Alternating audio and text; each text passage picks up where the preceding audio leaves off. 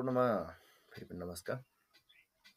हामीहरू सुदूरपश्चिम लोकसेवा आयोगले लिने विभिन्न खालका परीक्षाहरूको बारेमा र त्यहाँ हामीलाई अति आवश्यक पर्ने जस्तै ऐन तथा नियमहरूको बारेमा हामी सानो चर्चा गर्नेछौँ। जस अन्तर्गत हामीहरूले आज चर्चा गर्न गइरहेका छौँ सुदूरपश्चिम प्रदेश लोकसेवा आयोग ऐन 2076 को बारेमा। तपाईहरु कन्फ्युजन नहुनुहोला। लोकसेवा आयोग ऐन र हाम्रो निजामती सेवा ऐन भन्ने कुराहरू फरक हुन्। जस्तै तपाईको लोकसेवा आयोग ऐनले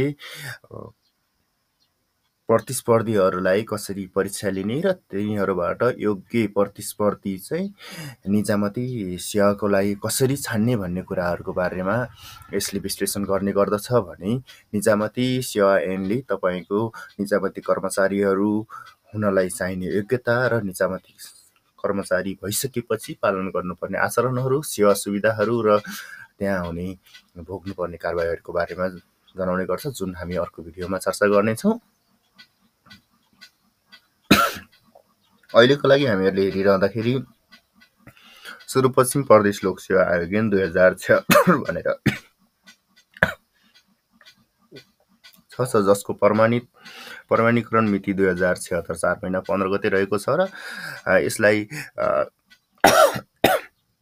संशोधन 2 पटक गरिएको थियो। 2076 र 2077 मै 2 पटक 5 महिना र 12 महिनामा गरिएको थियो। अब हामीहरूले यसमा महत्त्वपूर्ण कुराहरू हेर्नेछौँ सम्पूर्ण सर र हामीहरूले यसमा एक्जाम पोइन्ट अफ भ्यूले चाहिँ कुन कुन कुराहरू महत्त्वपूर्ण छन् भन्ने कुराहरू तपाईहरुको समय खेर नपाली हामीहरूले हेर्नेछौँ।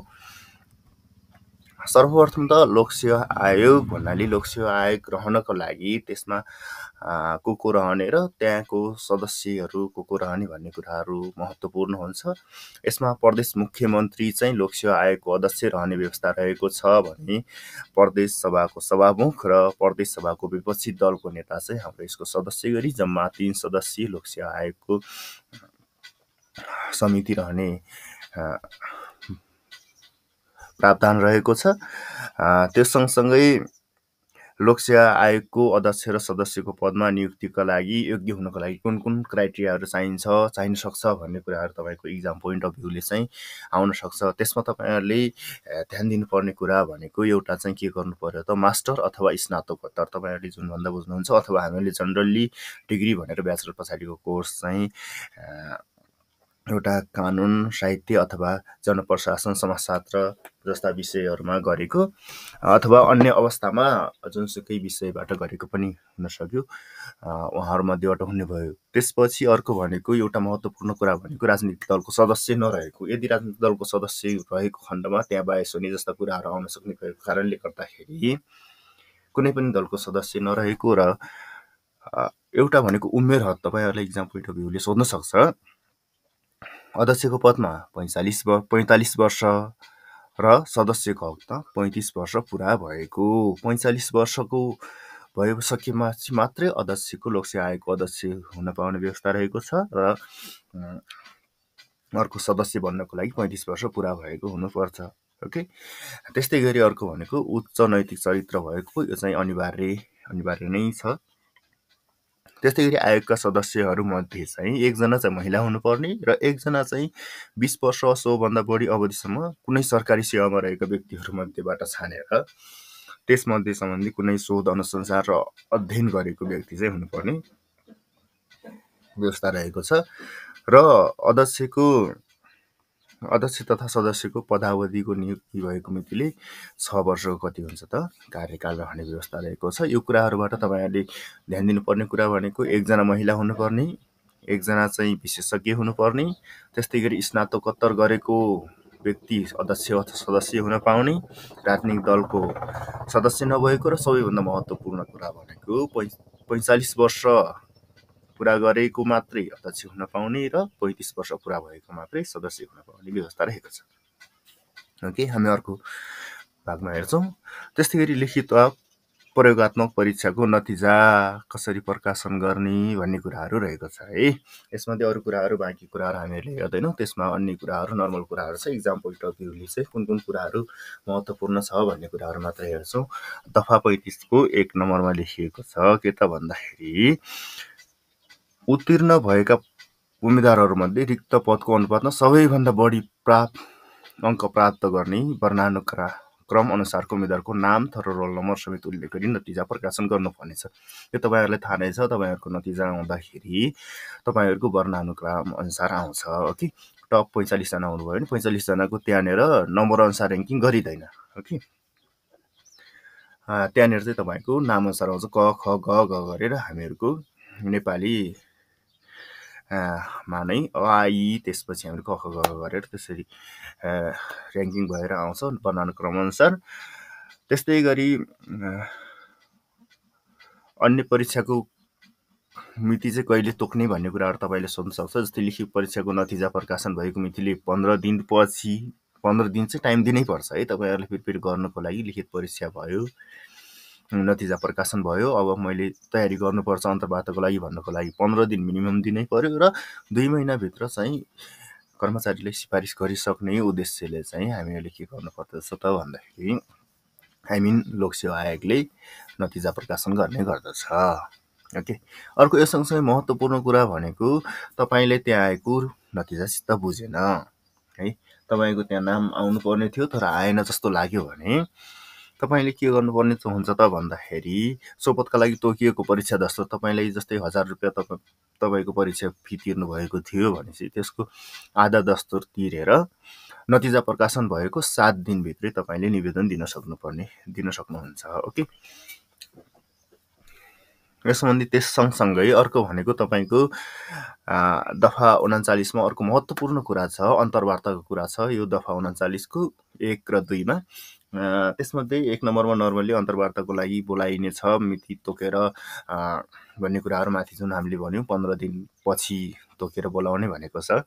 यदि तपाईँले कुनै कारणवश दिन भ्याउनु भएन, तपाईँको जस्तै काबु बाहिरको परिस्थिति पर्यो, तपाईँ एकदमै ठुलो दुर्घटनामा पर्नुभयो, अथवा सरकारी कामको कारणबाट उपस्थित हुन सकेन, तपाईँको अफिसले तपाईँले बिदा दिएन, अथवा क्रिया बस्नु परेमा तपाईँको घरमा बुवा आमा बितेर अथवा केही अवस्थाको भएर क्रिया बस्नु पर्यो भने, अथवा तपाईँ सुत्केरी हुनुभयो भन्ने कुराहरूमा पनि हुँदाखेरि, अथवा अन्तर्वार्तामा उपस्थित हुनै नसक्ने गरी तपाईँ बिरामी हुनुभयो भने चाहिँ जुन तपाईँको अन्तर्वार्ताको मिति तोकिएको 15 दिनभित्र तपाईँले निवेदन दिनुभयो भने तपाईँलाई मिल्ने मितिमा अर्को 35 दिनभित्र अथवा सोही अवधिमा तपाईँले मिल्ने अवधिमा चाहिँ मिल्ने समयमा लोकसेवा आयोगले तपाईँलाई अन्तर्वार्ताको लागि बोलाउन सक्ने व्यवस्था गरेको हुन्छ है। यदि तपाईँ त्यो तोकिएको मितिमा जान सक्ने अवस्था छैन भने छुट छ भन्ने चाहिँ तपाईँले डराउनु पर्दैन।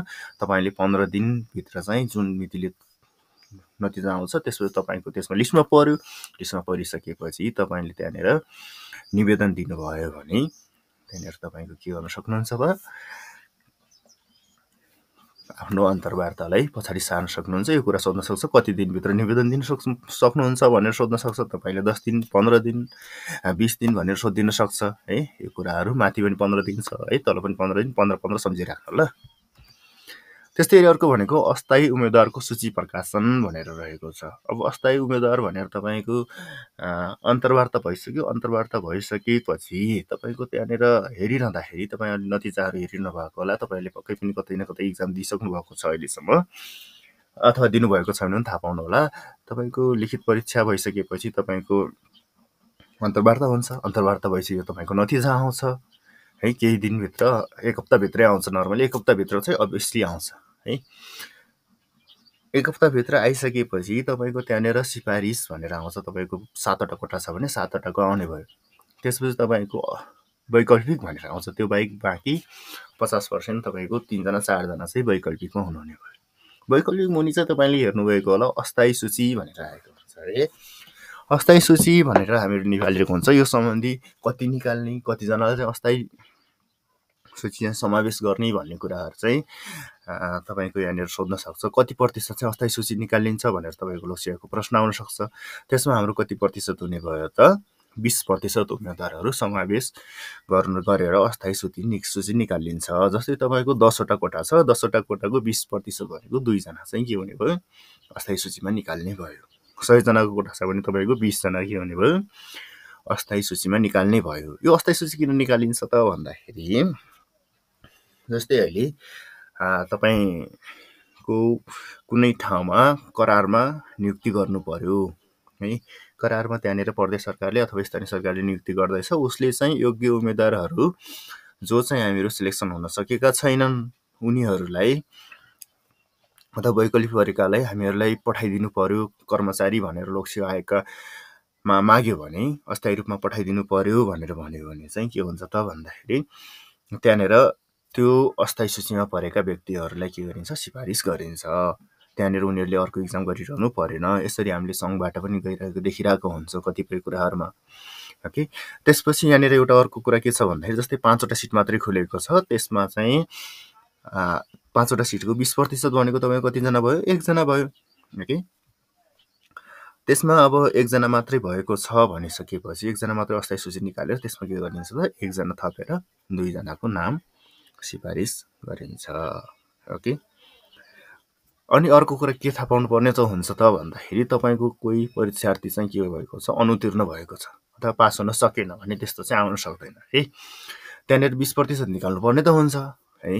तपाईँको तर 20% नपुग्ने गरी पास नभएका छन् भने तपाईँको 10 जना अस्थायी सूचीमा निकाल्नु पर्ने थियो, तर 5 जना मात्रै पास भएको छन् भने 5 जना मात्रै निकाल्ने व्यवस्था रहेको छ, जुन चाहिँ दफा 48मा लेखिएको छ।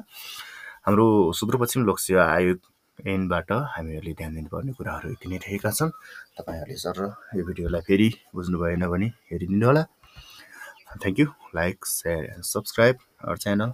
Thank you.